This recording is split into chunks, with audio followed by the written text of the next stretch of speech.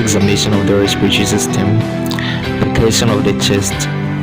The technique of percussion is acquired with practice.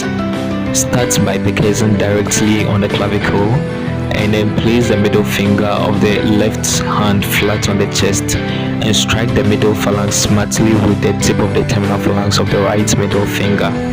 So the hammer action of the right hand should all come from the right wrist. Percuss down the mid-clavicular line, moving about 1 inch each time and comparing the left and the right sides. Then percuss along the anterior axillary line on the two sides using the same technique as before. To percuss the axillary region, let the patient rest his hands on head in order to expose the axilla and percuss as before.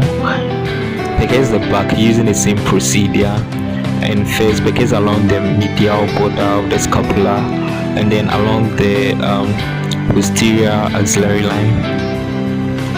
So you must constantly compare the percussion notes in the corresponding sides on the opposite sides of the chest.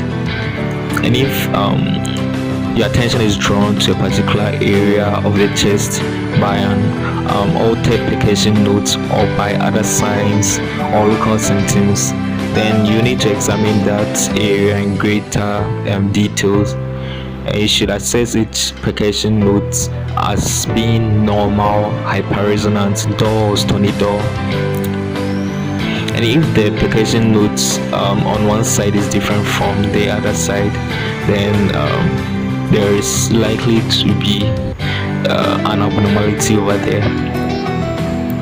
If however you find the same apparent abnormality on both sides, then it is much less likely that you are dealing with a very significant problem.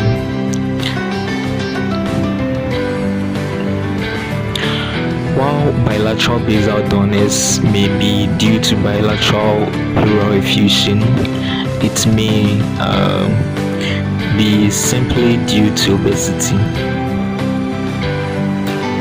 So let's look at percussion notes and the type of lesions. So resonant percussion notes is normal. For hyperresonance, it could indicate pneumothorax. When the percussion note is impaired, then there could be pulmonary consolidation, fibrosis, or even lung collapse. And if it is dull, then pulmonary consolidation and collapse. And if it is stony dull, then there is pleural effusion and empyema.